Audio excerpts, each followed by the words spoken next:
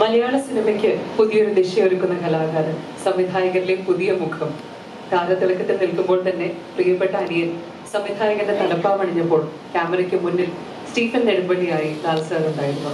ഇപ്പോൾ ലാൽ സാറിന്റെ കന്നിച്ചിത്രത്തിൽ പ്രധാനപ്പെട്ട ഒരു വേഷത്തിലെത്തുകയാണ് പ്രിയപ്പെട്ട പൃഥ്വിരാജ് സുകുമാരൻ. അദ്ദേഹത്തെ സ്നേഹപൂർവ്വം വേദിയിലേക്ക് ക്ഷണിക്കുന്നു.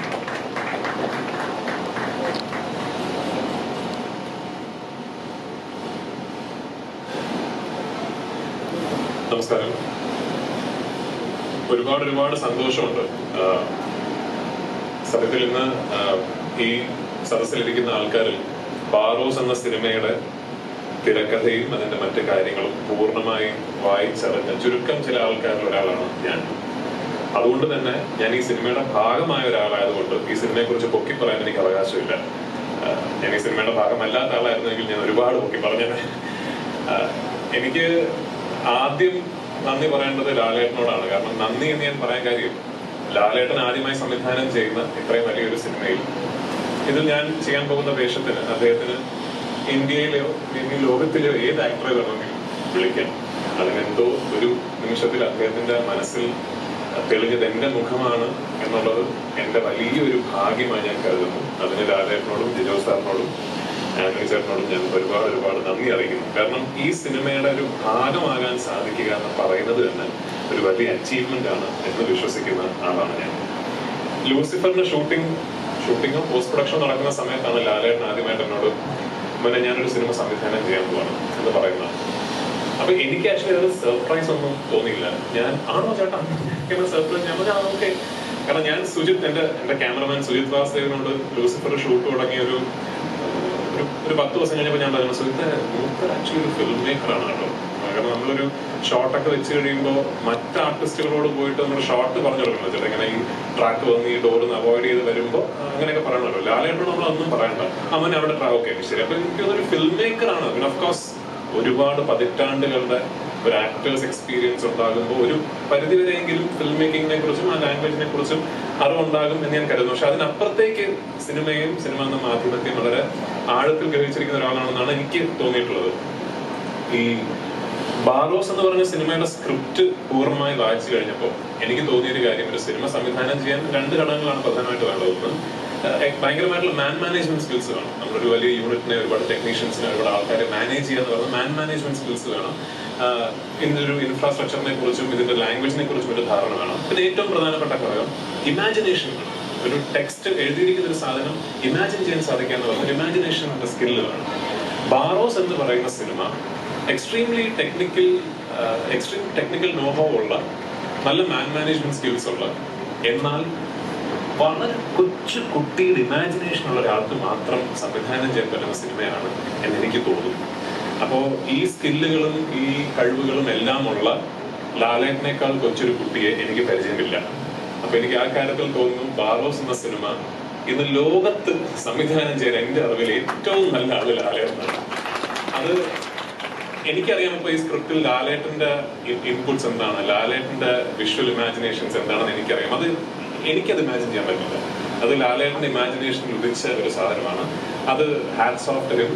ഞാൻ ഈ സിനിമയിൽ അഭിനയിക്കുന്ന ഒരാൾ എന്ന നിലയിനേക്കാൾ എനിക്ക് എക്സൈറ്റ്മെന്റ് ഈ സിനിമ ഇവൻച്വലി കാണാൻ പോകുന്ന ഒരു പ്രേക്ഷകൻ എന്ന നിലയ്ക്കാണ്. ആൻഡ് ഫൈനലി ജിജോ സർ, ഞാൻ ലൂസിഫറിന്റെ സക്സസ് സെലിബ്രേഷൻ ആണ് ബാറോസ് ലോഞ്ച് ചെയ്തത് എന്റെ ഓർമ്മ ശരിയാണെങ്കിൽ. ഞാൻ അന്ന് പറഞ്ഞൊരു കാര്യം തന്നെ എനിക്ക് വീണ്ടും പറയാനുണ്ട്. ലാലേട്ടന്റെ ഏറ്റവും വലിയ അച്ചീവ്മെന്റ് എന്ന് എനിക്ക് തോന്നിയത് ലാലേട്ടന്റെ ഒരു ഡെബ്യൂ ഡയറക്ഷനോട് കൂടി ജിജോ സാറിനെ തിരിച്ച് മലയാള സിനിമയിലേക്ക് കൊണ്ടുവന്നു എന്നുള്ളതാണ്.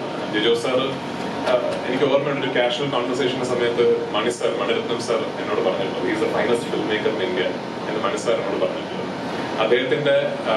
അദ്ദേഹം രൂപകൽപ്പന കൊടുത്തിട്ടുള്ള ഈ സ്ക്രിപ്റ്റ് ഞാൻ നേരത്തെ പറഞ്ഞ എനിക്ക് ഒരുപാട് പൊക്കി പറയാൻ അവകാശമില്ല. I just say that it really is one of its kind. ഞാൻ ഇത്രയും ലെജൻഡ്സ് ഇരിക്കുന്ന ഒരു സദസ്സിന് മുമ്പാകെ ഞാൻ എക്സ്പീരിയൻസ് എന്നുള്ള വാക്കൊക്കെ ഉപയോഗിക്കുന്നത് വളരെ തമാശയായി പോകും. പക്ഷെ എന്റെ എക്സ്പീരിയൻസിൽ, എന്റെ സിനിമ ജീവിതത്തിലെ എക്സ്പീരിയൻസിൽ ഞാൻ ഇങ്ങനൊരു സാന്നിധ്യം വായിച്ചിട്ടില്ല. അത് ഇങ്ങനൊരു സ്ക്രിപ്റ്റ് വായിക്കുകയും അത് ഇമാജിൻ ചെയ്യാൻ പറ്റുകയും ഒക്കെ ചെയ്യുന്നത് ഒരു ജിജോ സാറിനെ പോലെയും ലാലേട്ടനെ പോലെയുള്ള ലെജൻസിന് മാത്രം കഴിയുന്നതാണ്. ഒപ്പം Santosh Sivan camera, Nani, Sreekar Prasad sir editing, Santosh Raman ഇതെല്ലാം I think it's more or less like a dream assembly. അപ്പോൾ ഞാൻ ഭയങ്കര എക്സൈറ്റഡ് ആണ്.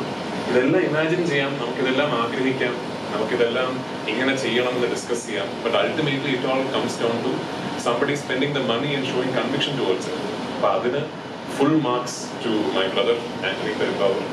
ഈ ഒരു കഥ കേട്ട് കഴിഞ്ഞപ്പോ ഇതിലൊരു സാധനമുണ്ടല്ലോ എന്ന് ഇമ്മീഡിയറ്റ്ലി ഐഡന്റിഫൈ ചെയ്ത് അതിന് നോ ബൗണ്ടറീസ്, ഇതിന് ബഡ്ജറ്റ് ഒന്നുമില്ല. എന്നോട് എപ്പോഴും പറയാം, പാറോസിന് ബഡ്ജറ്റ് ഇല്ല. എന്താണ് ആ സിനിമയ്ക്ക് എത്ര രൂപയാകും, അതാണ് അതിന്റെ ബഡ്ജറ്റ്. അങ്ങനെ ഒരു എന്നോടും ലൂസിഫർ സമയത്ത് പറഞ്ഞ വാക്കാണ്, ഇതിന് ബഡ്ജറ്റ് ഇല്ല, ഈ സിനിമയ്ക്ക് എന്ത് പൈസയാണെന്നതാണ് അതിന്റെ ബഡ്ജറ്റ്. അങ്ങനെ ഒരു നിർമ്മാതാവിനെ കിട്ടുക എന്ന് പറയുന്നത് എത്ര വലിയ ഭാഗ്യമാണെന്ന് എന്നേക്കാൾ നന്നായിട്ട് അറിയാവുന്ന ഒരുപാട് ആൾക്കാർ ഈ സദസ്സിലുണ്ട്.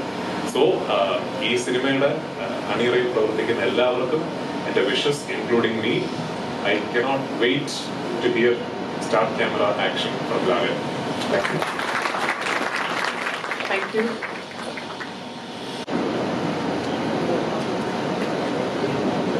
നമസ്കാരം.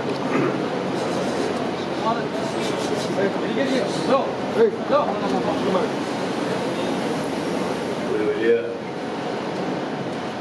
സംരംഭത്തിന് സാക്ഷ്യം വഹിക്കുകയാണ് നമ്മളെല്ലാവരും. മലയാള സിനിമയിൽ ഒരുപാട് നടന്മാർ സംവിധായകരായിട്ടുണ്ട്.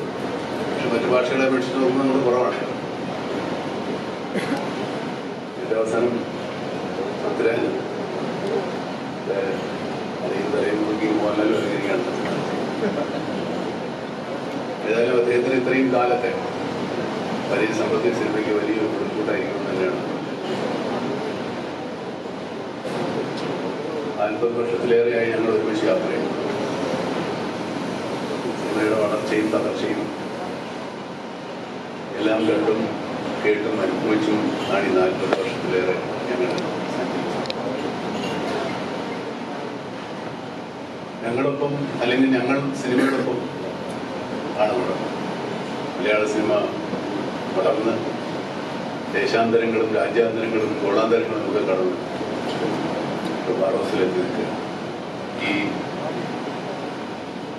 ഈ സംരംഭം, ഈ നിമിഷം ഒരുപക്ഷെ മലയാളികൾക്ക് എന്നും അഭിമാനിക്കാനും ആഹ്ലാദിക്കാനും പറ്റിയ ഒരു സുന്ദര നിമിഷമാണ്. ഇത് നമുക്കെല്ലാം പ്രിയങ്കരനായ മോഹൻലാൽ സംവിധായകനാകുന്നത് എന്നുള്ളതിന് അപ്പുറത്തേക്ക് അദ്ദേഹം സംവിധാനം ചെയ്യാൻ പോകുന്നത് ഒരു രാജ്യാന്തര ശ്രദ്ധ നേടാൻ പോകുന്ന സിനിമയാണ്. ഇത് മലയാളി പ്രേക്ഷകർക്ക് മാത്രം ഉദ്ദേശിച്ചിട്ടുള്ള ഒരു സിനിമയാണെന്ന് ഞാൻ വിചാരിക്കുന്നു. ഒരുപാട് ഭാഷകൾ കടന്ന്, രാജ്യങ്ങൾ കടന്ന്, നാടും സംസ്കാരവും കടന്ന് എല്ലാ ജനങ്ങളിലേക്കും എത്തിച്ചേരുന്ന ഒരു കലാ സൃഷ്ടിയായിത്തീരും എന്ന് തന്നെയാണ് നമ്മളെല്ലാവരും ആഗ്രഹിക്കുന്നതും അങ്ങനെയാണ് എന്ന് ഞാൻ വിശ്വസിക്കുന്നു. ഈ സതുദ്യമത്തിന്റെ ആരംഭം കുറിക്കലിന് ഇവിടെ സന്നിഹിതനാകാൻ സാധിച്ചതെന്നൊരു മഹാഭാഗ്യമാണ്. എൻ്റെ സുഹൃത്തും സഹോദരനും എന്നതിനപ്പുറത്തേക്ക് വേറെ വൈകാരികമായി ഞങ്ങൾ അടുത്തിട്ടുള്ള, അല്ലെങ്കിൽ വൈകാരികമായി ഞങ്ങൾ അടുപ്പിച്ചിട്ടുള്ള ഒരുപാട് ഘടകങ്ങൾ. ഈ നിമിഷത്തിൽ ഞാൻ അദ്ദേഹത്തിനോട് എൻ്റെ സർവജ്ഞനുള്ള എല്ലാ പിന്തുണയും, എല്ലാ സ്നേഹവും, എല്ലാ ആശംസകളും നേരുന്നു. ഒരു വാക്ക് ജിജോയെ കൂടെ പറ്റി പറഞ്ഞിട്ട് പോകണം എന്ന് ആഗ്രഹിക്കുന്നു. ജിജോയ്ക്കും ഞാനും സിനിമയിൽ ഇവരൊക്കെ കൂടെ ഉള്ള ഒരു കാലത്ത് ഒരു സിനിമയിൽ അഭിനയിച്ചിട്ടുണ്ട്. അതും മലയാള സിനിമയിലെ ഒരു ചരിത്ര സംഭവമായിരുന്നു ആ സിനിമ. ആദ്യത്തെ സന്ധ്യ സിനിമ പടയോട്ടം സംവിധായകൻ യഥാർത്ഥത്തിൽ ജിജോ ആയിരുന്നു. പ്രിയദർശനും സിബിയും ഒക്കെ ഫാസിലും ഒക്കെ ആ സിനിമയുടെ പുറകിൽ പ്രവർത്തിച്ചിട്ടുണ്ട്. സിനിമയിൽ സിബിയും പ്രിയനൊക്കെ സെറ്റിൽ തന്നെയുണ്ട്. കുറേ കാലം സന്തോഷകരമായിട്ട് പോയി. സിനിമയെപ്പറ്റി അറിയാനും, സിനിമയെപ്പറ്റി പഠിക്കാനും, സിനിമയെപ്പറ്റി അനുഭവിക്കാനും ഒരുപാട് കാര്യങ്ങൾ. വലിയ നിർമ്മാണ സ്ഥാപനത്തിൻ്റെ ഭാഗമാകാൻ സാധിച്ചു.